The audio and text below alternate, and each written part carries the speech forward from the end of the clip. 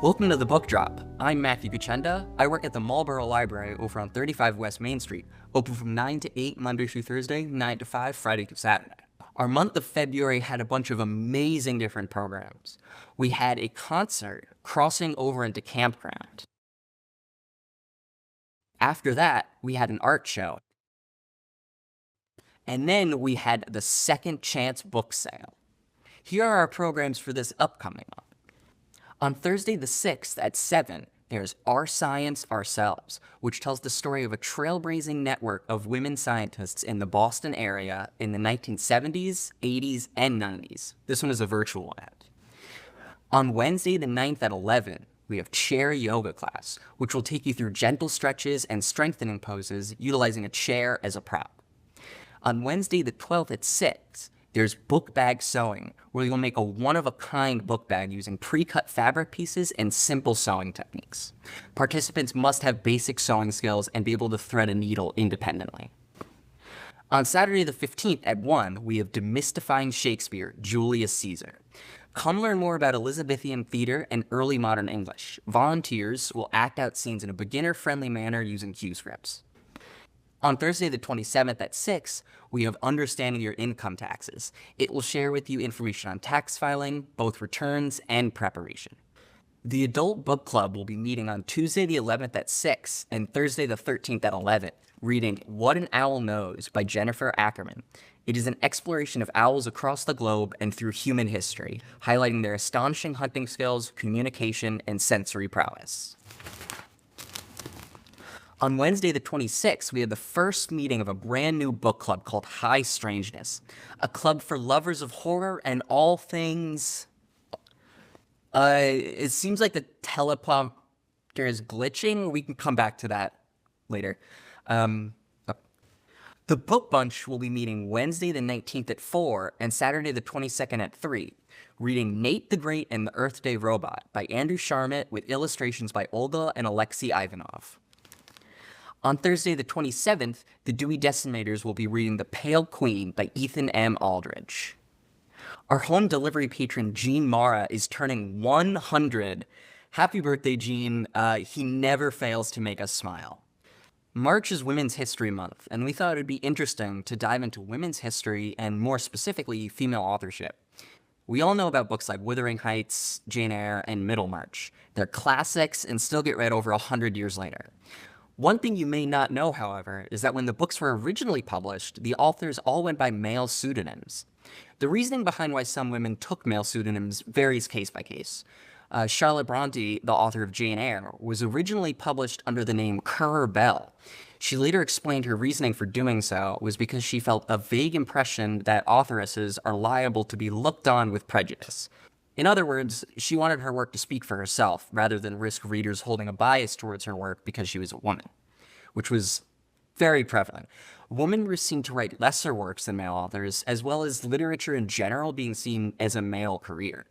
For similar reasons, Charlotte's sisters Emily Bronte and Anne Bronte used the pseudonyms Ellis Bell and Acton Bell to publish their works, most notably Wuthering Heights and Agnes Grey. Interestingly, all three sisters didn't just keep their authorship a secret from the majority of the public, but also from those they knew in their personal lives. Charlotte penned a letter to her publisher after her brother's death, expressing her sadness that he would never know the success of his sisters. Middlemarch was written by Marianne Evans under the pseudonym George Eliot. By the time of its publication, her identity had already been discovered because her previous book was a huge hit. She chose the name partially because of the stigma surrounding women authors, but also because Evans, a well-published and highly respected scholar, had a career as a critic, translator, and editor. She chose the pseudonym in an effort to distance her own work in fiction, while also shrouding her private life, which was a popular topic of scrutiny.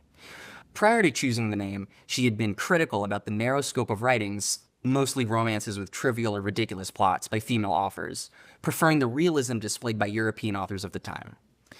This bias against authors with feminine names still exists to this day, though at a lesser extent. Author Catherine Nichols submitted a manuscript she had been working on under her own name and received 2 responses from the 50 publishers. She then sent the exact same manuscript to another 50 publishers under the male name and received 17 responses. The responses to the male name were also much more in-depth and thoughtful than the responses to her real name. This was in 2013, so fairly recent. There is some positive news, however. Over the past 50 years, the publishing industry has seen some radical changes to the status quo. According to NPR, as of 2023, women dominate men in nearly every category. Over 50% of published works are written by women. Not only have they grown more prolific, but are also selling more copies. The average female-authored book now sees greater sales, readership, and other metrics of engagement than the average book penned by a male author. Still, the book market seems to be an outlier when it comes to creative fields, many of which are still overwhelmingly dominated by men. While it is not known why this industry stands out amongst creative industries, it may be attributed to the amount of women who work in the industry as a whole. With all that being said, we thought it would be a great idea to highlight works by women authors that your local librarians love. The first book is The Lathe of Heaven by Ursula K. Le Guin, a novella published in 1971 about a man whose dreams become real and whose therapist tries to manipulate him into dreaming a better world, but each dream wish becomes true in a literal and seemingly unwanted fashion. We Have Always Lived in the Castle by Shirley Jackson is a Gothic novel about the Blackwood family who live in an estate high up on the hill. The story is told from the perspective of Mary Catherine Blackwood, and we follow her in her day-to-day life as she does her rituals, thinks about revenge, and spends quality time with her agoraphobic sister. Rise of the Rocket Girls, The Women Who Propelled Us from Missiles to the Moon to Mars by Natalia Holt. This nonfiction book highlights the women who contributed to the America's space program, breaking down boundaries of both gender and science. A great book for those who are interested in the history of space science and women in STEM. Pride and Prejudice by Jane Austen. It follows Elizabeth Lizzie Bennet and her 4 sisters as they navigate courting, etiquette, and social hierarchies in England's Regency era, a beloved classic for a reason. Circe by Madeline Miller, a character-driven novel about the goddess Circe from Greek mythology, depicted in Homer's Odyssey as the sorceress who turns Odysseus' men into pigs. Largely taking place on the island of her exile, we see other characters come and go, but the narrative is inherently about Circe and her journey of finding and coming into her own power, strength, and worth. A Prayer for the Crown Shy by Becky Chambers. The sequel to A Psalm for the Wild Built, which I've recommended on the show before. This novel expands on the solar punk-infused world, the themes of robot ethics, and philosophical questionings surrounding one's purpose. The Edible Woman by Margaret Atwood is her debut novel and one of her strangest. You follow Marian as her life is upturned by a proposal. Thrown into an identity crisis and fearing her autonomy being consumed by her now fiancé, she begins rebelling against the structures that bind her. From Blood and Ash by Jennifer L. Armentrout is a high fantasy novel about a young woman named Poppy who is destined to ascend and become part of the kingdom's elite royalty. Fun Home, a family tragicomic by Alison Bechtel, is a heart-wrenching coming-of-age graphic memoir about a college student coming to terms with her lesbian identity and her father's internalized homophobia. And last but not least, we have Frankenstein by Mary Shelley, which is about the, and I quote, miserable wretch, Dr. Victor Frankenstein and his creation. Just knowing the basic story in pop culture really does not do this book justice. It is narrated by Dr. Frankenstein, and he details his life from his birth to his creation of the demon and the subsequent pain and torment he endures because of it. We had an art show, and I got a quick word with the artist. Take a look. Hello. So I'm very excited to talk to you here today because you have your beautiful pieces in the library. Do you mind introducing yourself? Thank you. All right. My name is Cristina Farrer. I'm a retired teacher from Fremont Public Schools. And after retiring, I decided to follow my dream to be an artist. And here I am. Oh, fantastic. Thank you so much for having me. Of course, I'm happy to. I mean, I went to the art show and you just walked me around your paintings and I was like, oh, I got it. First time on the show. This was a lovely conversation. So I said, when I was looking in there, I saw one of your work is dealing with blue and flowers. That was like a big motif throughout your work. So what inspired you to kind of explore that area? Yeah, that exhibition is called Blooming in Blue. Okay. Okay? That was funny. Yeah. Anyway, and the reason I did that is, first, blue flowers are very rare in nature. Mm-hmm. Okay? And the reason they are rare is because the molecules are difficult to be produced by plants and animals as well. They have to do a lot of work to do it. Oh. It is rare in nature And flowers are very rare in winter in here in our adorable Alaska, Yeah. So I decided to join the two of them, red flowers in a rare weather, Oh, and put them together to get people to lift, their feelings and fill their heart with flowers and good spirits because the harshness of the weather outside is so difficult. Yeah, the weather's definitely been rough. It's a nice pile of color, for sure. You also mentioned that a lot of your work, in addition to visually just being flowers and blue and the nature of it all, you also mentioned that it's about like Alzheimer's and dementia. Can you Yeah. explain more about that? Sure. Let me start with the flower part. Flowers are everything. Okay? So without flowers, we have nothing. We use flowers for everything in our lives. Yeah. Birth, death, weddings. I'm sorry, flowers. I love you, flowers. Flowers are everywhere. And one of the things that draw me to Alzheimer and dementia, my parents both had that and both passed away with that, so that was really close to me. And one of the things is, usually art for dementia and Alzheimer will bring you those distorted figures, that horrible feelings of loss and everything. And I don't want that. I think the big thing about Alzheimer and dementia is the memories and the love they pass to us. Yeah. We are the keepers of the memories. And that's how my art comes in here. It's like not to show the loss, but celebrate the life they had with us. Yeah. Oh, that's such a beautiful way to look at it. It almost reminds me of when I see those videos online of Alzheimer's patients who get put in front of a piano and they remember like a beautiful like Debussy piece or something. They just play it. It's like everything is still in there in a weird way. I mean, again, the memories are just a beautiful thing. It's a way to relive your life. It's fragmented, but it doesn't make sense if you look at them separately. But if you know the person as a whole, Yeah. that's their ways. When the light shines, that's the way to still communicate with you until I still here. Yeah.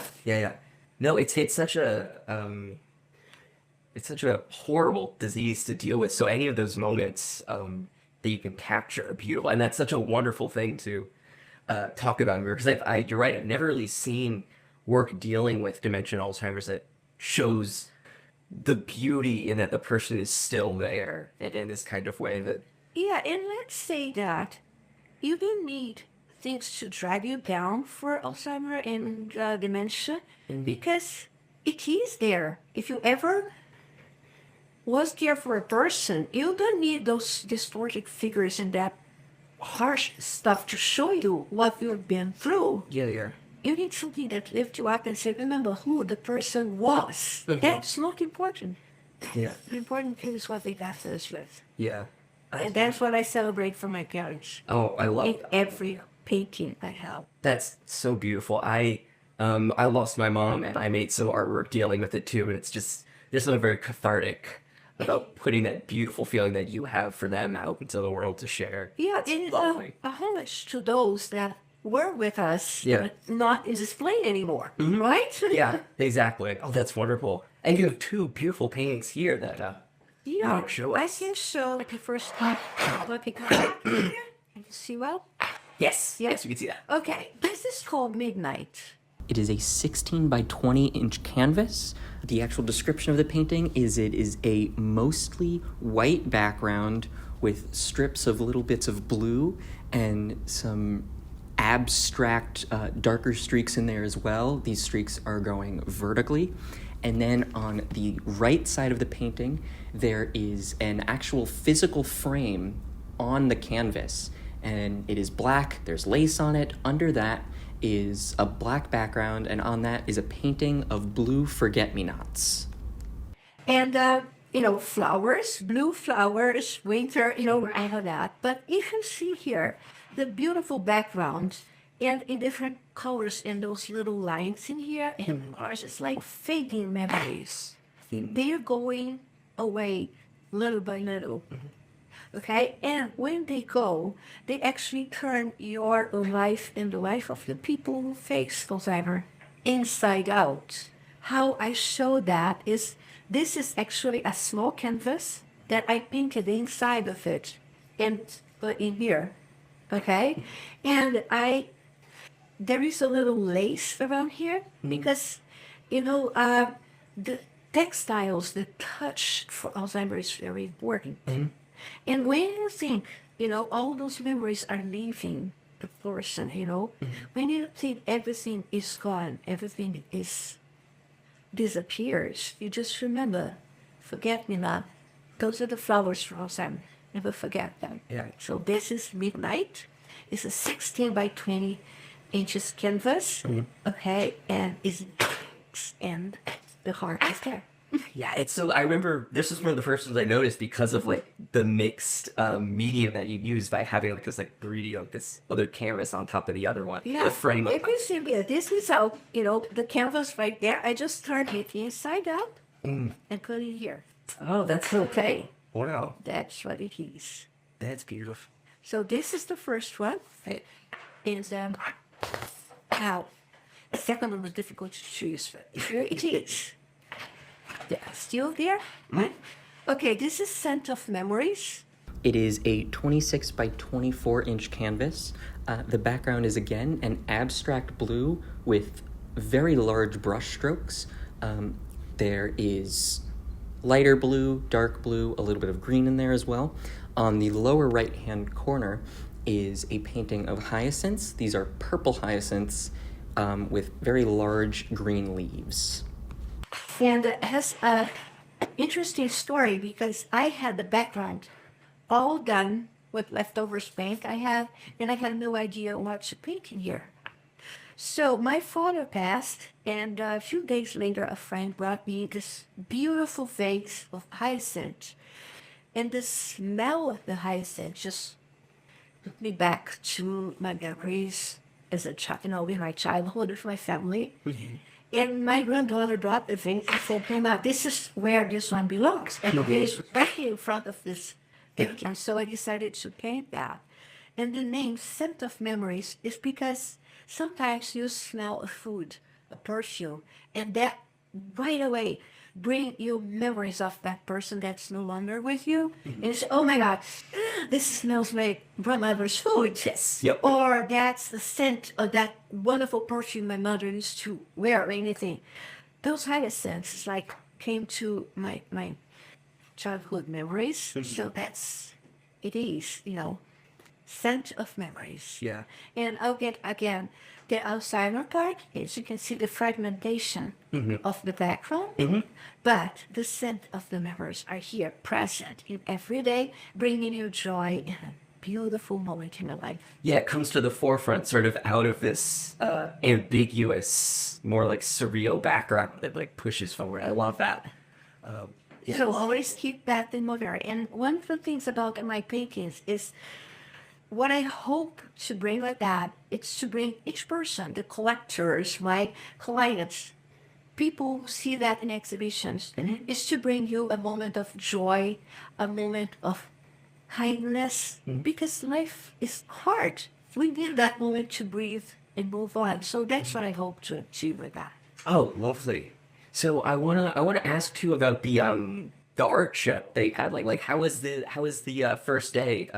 What is it called? The reception? The reception How's the reception? was very successful. Yes. I was very worried. Do I have enough food for everybody? Is anyone going to show up? Yeah. And that kind of thing. Who should I bribe to be here today? But it was very successful. I was very pleased with everybody. And the questions and the interaction with people that want to know my work was amazing. Awesome time. That's awesome. I usually sometimes I'm working during the reception, so I'm not always able to like walk around. But they're always so full, and it seems very fulfilling for the artists. Like we have a great community here. People who really like love what we put in the cafe. It was amazing. And I will tell you that was my first reception. Oh wow. Yeah, I tend to shy away from reception because when people ask me questions, I don't know if I'm going to answer it not correctly. And, Yeah. But it was amazing. I think from now on, yes, I'm going to go for receptions. It was an amazing experience. amazing people. And I have to say, people here at the library, at our library, they were amazing to support me, help me, guide me Yeah. in all the ways. Thank you so much, guys. Mercy. Yeah, of course. No, I mean, we were obviously so happy to have you. This is a wonderful collection. So I guess I'll ask right at the end. So what are you working on now? Like is this like still something you're really following, or have you started? Again, Alzheimer's, dementia are The main. the main thing for me. I'm working right now, and it's called Symphony in Bloom, and that is about flowers and paintings and everything that were inspired by composers, classical. Oh, lovely. Well, because I love classical music and my piano too. Not so good, right? So I have one that I just finished with Beethoven. Not with Beethoven. Yes, Italian. So no. Just listening to these songs and compositions and everything. So this is what it's going to be. It will be a very limited series, only 8 paintings. Okay. And they are 24 by 36. Oh, wow. Okay. And that's what I'm working right now. Oh, super excited. I mean, I went to college for music, so I love that sort of thing. Yeah, it's one of the things how music can bring that to you as well. And my parents were not musical in the sense of play instruments. My family, I am the only one who plays the piano. Nobody plays anything. Yeah. But we like music. So that's another thing. It's the memories of the music too. Yeah. Oh, that's lovely. Yeah, memory is such a beautiful thing to talk about in our work. Thank you so much for talking to me about this. Oh my God! Thank you. It was amazing. Yeah, of course. So where can people find you? Like, look. Please find me on Instagram, Cristina Farrer, Farrer. Okay, and visit me. And if you like it, follow me. Thank you. Fantastic. Thank you so much. Back to you in the studio, Matt. At the Marlborough Public Library, we get a bunch of questions from patrons, and we thought it'd be a great idea to answer some of these on the show. And since we're filming this live, I thought I would take the calls right now. Oh, first caller already. You're on the air. Long-time watcher, first-time caller. It's pretty cold these days, and sometimes I don't want to get out of my car to drop my books off. What should I do? Well, that's perfect. We installed a book drop in the parking lot closest to the library. You could drop any library materials in it. It isn't just for books. Thank you. Oh, next one. Hey, I've been looking for a puzzle to take my mind off things. The thing is, I don't really want to buy one. What should I do? If you don't want to buy something, the library is the perfect place for that. In fact, we have a brand new puzzle section right next to our board game section. Just be careful. We count every piece when you drop it back off. All the puzzles we have were donated to the library and are ones out on the community table, which does still exist. Thank you for your call. Oh, and our third and final caller for the day. You're on. Hey. Sorry. Sorry, we got broken sorry. up. We got broken up there for a little bit. Can you speak again? I'm looking to fill out my bookshelf at home. I want to buy some books, but don't really want to support any like big corporations or anything like that. Do you have any advice on where to buy cheap books? Yeah, so at the library, as I've mentioned a few times now, we have a perpetual book sale going on in the cafe, which is on the second floor behind the welcome desk. You can grab a book, the prices are right there, put your cash in the box, or give it to the cert desk. Thank you. Have a good day. I want to thank all 3 of our callers. This was lovely. I hope we could do it again. All right, Matt, anything else you want to hit?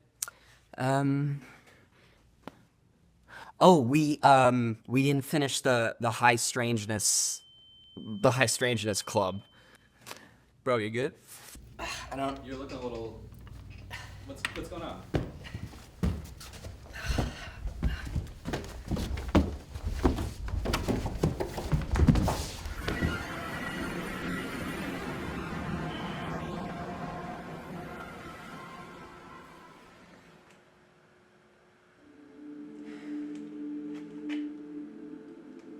No signal.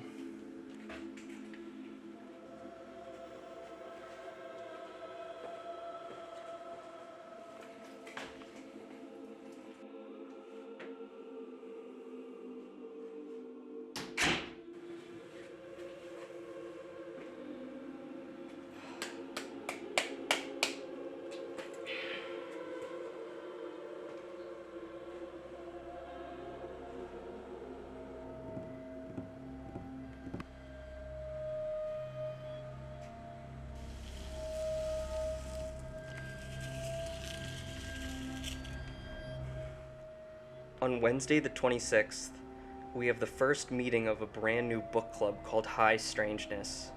It is an intergenre horror club focused on stories that are typically overlooked in book clubs. The first book is Tenders the Flesh by Augustina Bazterrica, a dystopian splatterpunk novel where humans are farmed for meat. Is this all you just wanted to announce something on the library show? You could have just emailed me and we didn't have to go through this whole rigmarole. Would have been a lot easier. As always, thank you for watching, and we hope to see you at the library.